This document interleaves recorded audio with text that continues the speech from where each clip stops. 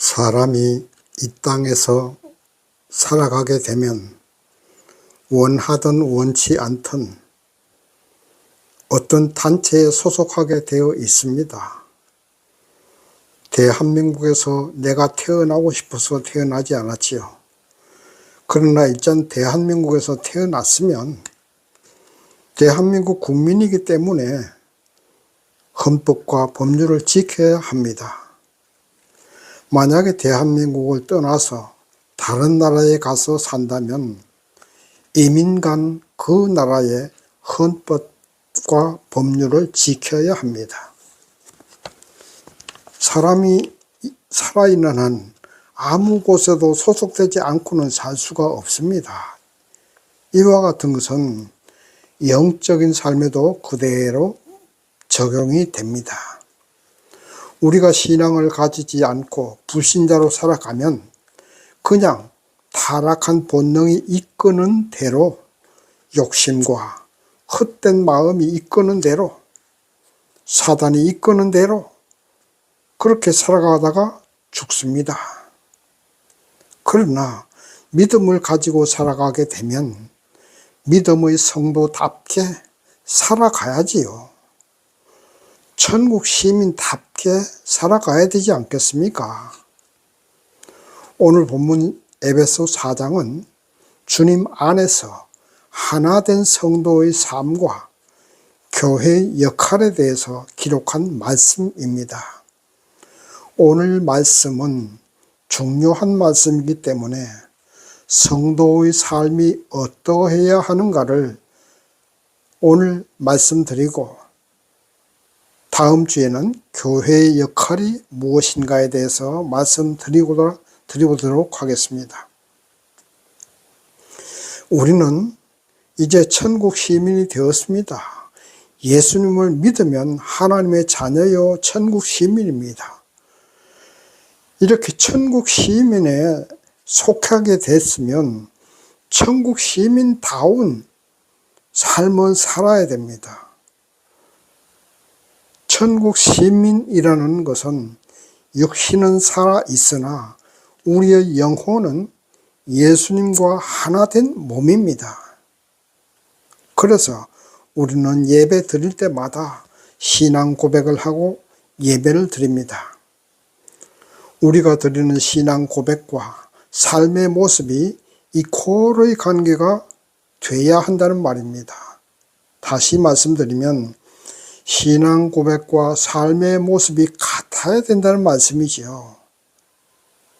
신앙 고백은 열심히 하면서 삶의 모습은 영 아니라면 그 사람은 이중의 인격자죠. 신앙 고백의 삶의 모습은 그럼 어떤 모습인가? 거기에 대해서 오늘 한번 공부해 보십시다. 첫 번째로 신앙 고백으로서의 삶의 모습은 겸손해야 됩니다. 오늘 에베소 4장 1절 말씀 보면 감옥 속에 있는 바울이 성도들에게 구원하는 말씀이 기록되어 있습니다. 우리는 부르심을 입은 천국 시민입니다. 그렇다면 천국 시민으로서 천국의 법을 지켜야 하지 않겠습니까? 그래야 천국 시민다운 삶의 모습이 나오는 것이죠. 바로 그 천국 시민다운 삶의 모습이 바로 겸손이라는 말씀입니다. 그러면 겸손이라는 것은 뭘 말합니까? 자신을 작고 낮게 생각하는 것입니다. 그렇다고 비굴한 것과는 달라요. 겸손은 자기에 대한 자긍심을 가지고 있으면서도 내가 상대를 얕보거나 하지 않고 교만하지 않고 상대를 나보다 더 낫고 우월한 사람으로 인정해 주는 여유입니다. 왜냐하면 우리가 하나님의 아들이 되었고 천국 시민이 되었으면 자긍심을 가질만 하지요. 천국 시민 아무나 됩니까? 요즘 미국 시민권 가지고 있으면 어석되는데 그것보다도 10배, 100배 더 좋은 천국 시민권이 있는데 자긍심을 가질만 하지요. 심지어 우리나라에서도 삼성이나 SK 대기업에 취업하면 자긍심을 가지잖아요. 그리고 부모들도 그런 자식 자랑스러워합니다. 또 의사가 되고 판사가 되고 국회의원이 되고 높은 직책을 가지게 되면 자긍심을 가지죠. 그런데 중요한 것이 있습니다. 그렇게 의사가 되고 판사가 되고 국회의원이 되고 대기업에 취업했어도 목에 힘이 들어가고 교만하면 안 된다는 말입니다. 사실 대부분의 사람들은 교만하게 되어 있어요. 국회의원들 한번 보세요. 투표하기 전에는 그냥 허리가 90도 각도로 꺾어지는데 그만 당선만 돼 보세요. 얼마나 기고만장합니까? 교만하지요. 정말로 구역질이 날 정도지요. 질문하는 것들 보세요. 참 대단한 사람들이에요. 그것처럼 천국 시민이 되었고 하나님의 아들이 되었으면 까딱 잘못 생각하면 교만할 수 있습니다. 그런 교만한 마음을 버리고 나는 항상 낮고 작은 사람으로 생각하면서 모든 사람을 섬기면서 살아가야 된다는 그런 말씀입니다. 우리는 예수님의 몸이에요. 예수님의 몸이라는 것은 예수님께서 우리의 머리가 된다는 것입니다. 그리스도께서 우리의 머리가 된다면 내 생각, 내 성품 다 죽어지게 되어 있죠. 우리의 몸은 머리가 시키는 대로 하는 거예요. 몸뚱아리는 아무것도 아닙니다. 목이 달아나 보세요. 몸뚱아리는 죽은 거예요. 그러므로 내가 예수님의 몸이 됐다는 것은 예수님의 생각, 예수님의 말씀, 예수님의 뜻대로 살아가는 것을 말합니다. 그렇다면 예수께서 교만하라고 생각하겠습니까? 겸손해지라고 말씀하시죠. 죽을 수밖에 없는 우리가 예수님의 은혜를 입어서 천국 시민이 되었고 예수님의 몸이 되었습니다. 겸손해지십시다. 예수님이 겸손해지라고 말씀하시는데 겸손해지셔야지요. 항상 모든 사람을 나보다 훌륭하게 생각하고 섬기면서 살아가십시다. 천국의 삶은 바로 섬기는 삶이고 겸손한 삶입니다. 이것이 바로 삶의 첫째 모습이에요. 사람은 생각하는 존재입니다. 어떤 생각을 하느냐에 따라서 그 사람의 삶의 모습이 결정되는 거예요. 그의 행동도 생각대로 하게 됩니다. 그렇다면 우리의 머리는 예수님이므로 예수님이 생각하는 대로 생각해야 되고 예수님의 말씀이라는 거울에 내 생각을 비추어 보아야 됩니다. 성경 말씀이라는 거울에 비친 내 생각이 악한 생각, 교만한 생각이 되어서는 안 됩니다. 만물을 창조하신 주님이 직접 창조하신 몸을 입으시고 이 땅에 오셨어요. 그것 자체가 겸손의 극치입니다. 그리고 이 땅에 3년 동안 공생의 삶을 사시면서도 제자들의 발을 씻기시고 가르치시고 섬겼습니다. 예수님처럼 모든 사람을 나보다 훌륭한 사람이라고 생각하고 그 사람에게 뭔가 배우려고 노력하고 섬기려고 노력하면서 살아가는 것, 그것이 겸손입니다. 그리고 이러한 겸손은 천국 시민으로서 반드시 행해야 할 의무입니다. 두 번째, 온유한 모습입니다. 온유하다는 것은 영어 성경에서는 젠틀레스는 양보하고 정중한 모습입니다. 그렇다고 비굴한 것은 아닙니다. 내가 더 많은 능력과 더 많은 지혜와 더 많은 지식을 가지고 있으면서도 상대에게 양보하고 그렇다고 한쪽으로 치우치지는 않는 따뜻한 섬김입니다. 따뜻한 성품이에요. 차가운 곳에 가면 만물이 움츠러들지요. 그리고 얼어요. 따뜻한 곳에 가면 긴장도 풀어지고 생명이 싹트고 사랑이 싹틉니다. 우리의 몸도 따뜻하게 해야 건강에 좋습니다. 아무리 더운 여름이라도 밤에 잘 때는 따뜻하게 해야 돼요.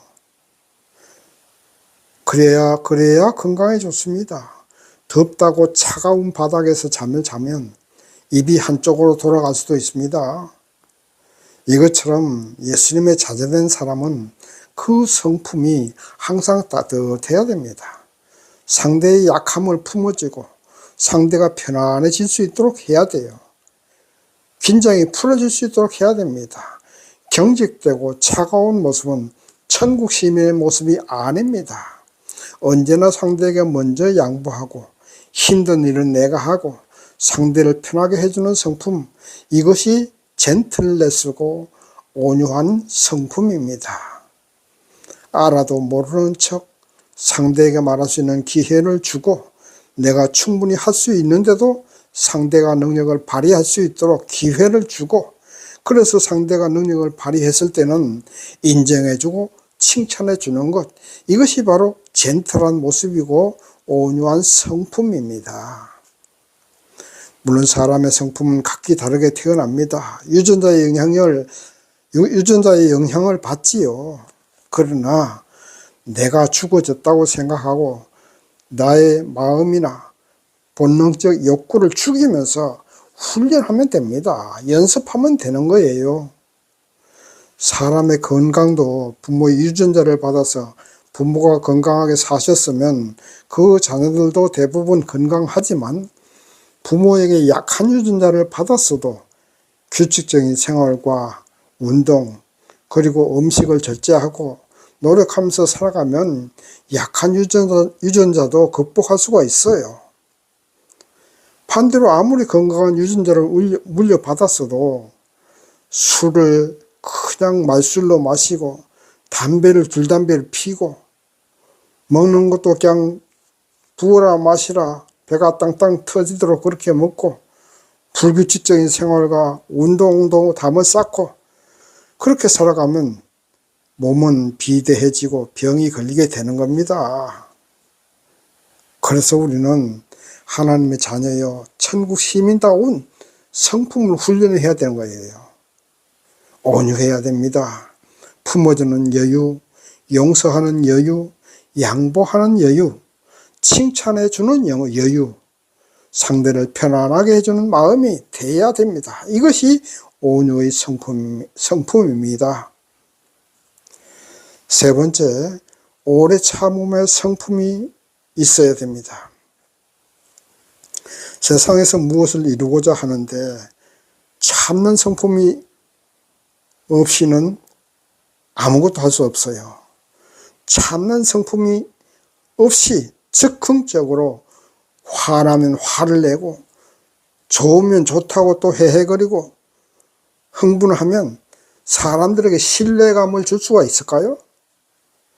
저 사람 미쳤나 그러겠지요. 안 그렇겠습니까? 급빛 한번 모욕감을 주었다고 또 분노하거나 같은 방법으로 상대를 모욕하거나 이렇게 해서는 안 된다는 말씀이죠. 이러지 말아야 된다는 말씀입니다. 참는 습관을 들여야 돼요. 화가 나도 심호흡 한번 하고 참아야 되고, 모욕을 당해도 여유 있는 모습으로 참으세요. 그래, 너 잘났다 하고 참으시면 됩니다. 깊은 강물은요, 소리 없이 흘러갑니다. 한강 가서 보세요. 한강 물을 흘러가는 소리 나던가요? 소리 없습니다. 그러나 얕은 시냇물은 어떻습니까? 졸졸졸졸 소리가 나지요. 강물처럼 깊은 인격이 되셔야 합니다. 깊은 인격은 참아내시는 인격입니다. 믿음 생활 유지하기도 쉽지 않지요. 살다가 실패할 수도 있고 말할 수 없는 고난의 삶을 견뎌야 할 수도 있습니다. 그럴 때마다 주님이 나와 함께 하심을 믿는 믿음으로 참아내야지요. 끝까지 믿음을 유지해야지요. 여러분 대장간에 가보셨어요? 대장간에 가면 쇠를 불에다 넣으면 그 쇠가 조금 지나면 빨갛게 색깔이 변하고 거기서 더 뜨거워지면 쇠가 색깔이 하얗게 됩니다. 하얗게 되었을 때에 그 대장장이는 그 쇠를 꺼내 가지고 두드립니다. 망치로 두드려요. 그리고 농기구로 재창조하게 되는 겁니다. 얼굴이 하얗게 변할 정도의 고난과 실패의 쓴잔을 마실 때 우리 주님이 나를 더 좋은 모습으로 창조하시려는 망치로 나를 두드리시는구나 하고 참아내세요. 만약에 참아내지 못하고 포기해버리면요, 하나님의 재창조의 축복은 내 것이 되지 못합니다. 하나님의 재창조의 망치를 아프다고 하소연하지 마시고 포기하지 마시고 하나님 감사합니다. 이렇게 두들겨 주시니 감사합니다. 견디고 참고 이겨내야 됩니다. 감사로 이겨내세요. 그럴 때 우리에게 하나님의 놀라운 재창조의 축복을 주실 줄 믿습니다. 네 번째, 덕을 세우는 성품이 있어야 됩니다. 덕을 세운다는 것은 인간관계를 파괴하지 않고 인간관계를 더 튼튼하게 만드는 것을 말합니다. 보통 사람들은 상대의 약점과 결점을 찾습니다. 그래서 그 약점을 이용해서 상대를 함정에 빠뜨리거나 상대를 제압하려 하고 자신이 상대보다 우위에 서려 합니다. 이렇게 되면 인간관계가 제대로 이어지기 쉽지 않습니다. 결점과 약점까지도 품어주고 사랑해 줄 때 인간관계는 튼튼해지고 우정도 좋아지고 부부간에도 관계가 좋아집니다. 여러분, 세상에 완벽한 사람은 있어요? 없습니다. 완벽하면 하나님이지요. 그렇지 않습니까? 그리고 모든 사람이 완벽하면 예수님께서 뭐하러 이 땅에 오시겠어요? 왜 십자가를 지셨겠습니까? 다 불완전하고 죄인이고 죄지을 수밖에 없으니까. 그런 인간이기 때문에 예수님이 이 땅에 내려오셨고 십자가를 지신 것입니다. 그래서 천국 시민은 상대의 약점과 결점을 내가 안고 십자가를 져야 됩니다. 그래야만 인간관계가 돈독해지고 파괴되지 않는 거예요. 부부간에도 연애할 때는 상대의 약점을 모르기 쉽고 알아도 그것을 그냥 이해하면서 넘어갑니다. 그러나 일단 결혼하고 나면 결점을 용납하지 못하고 고치려 하고 짜증내고 화내고 하니까 싸움이 되고 가정에 싸우는 소리 나면요, 그 집안은 안 됩니다. 부부간의 관계가 파괴되는 것이고 하나님과의 관계도 파괴되기 쉽습니다. 가정도 파괴되기 쉬운 거예요. 그래서 상대를 고치려 하지 마세요. 안 고쳐집니다. 그렇게 생긴 걸 어쩌겠어요. 하나님이 그렇게 창조하신 걸 어쩌겠습니까? 품어주고 이해하고 사랑으로 관계를 이어가야지요. 이것이 바로 덕을 세우는 일이에요. 천국 시민은 바로 덕을 세우는 사람입니다. 예수 안에 있는 사람은 파괴하는 것이 아니라 덕을 세우면서 살아가야 됩니다. 파괴해야 되는 것은 사단의 성품을 파괴해야 됩니다. 지금까지 우리는 하나님의 자녀이고 천국 시민이고 예수님의 몸된 성도로서의 삶의 모습이 어떠해야 하는가, 그 네 가지를 알아보았습니다. 그 다음에 크게 두 번째로 성도가 하나인 이유에 대해서 공부하십시다. 오늘 말씀 에베소 4장 4절 한번 보십시다. 몸이 하나이요 성령이 하나이니 이와 같이 너희가 부르심의 한 소망 안에서 부르심을 입었느니라. 아멘. 에베소서의 주제가 뭐라고 말씀드렸지요? 예수 안에서 만유를 통일하라는 것입니다. 예수 안에서 모든 세상이 하나가 되는 것입니다. 로마가 세상을 통일한 것처럼 예수께서 이 세상에 오셔서 세상 모든 사람의 죄와 허물을 안고 죽으시고 부활하심으로 죄의 권세, 사단의 권세를 이기셨습니다. 그리고 하늘 보좌에 오르셔서 우주 만물을 다스리는 왕이 되셨습니다.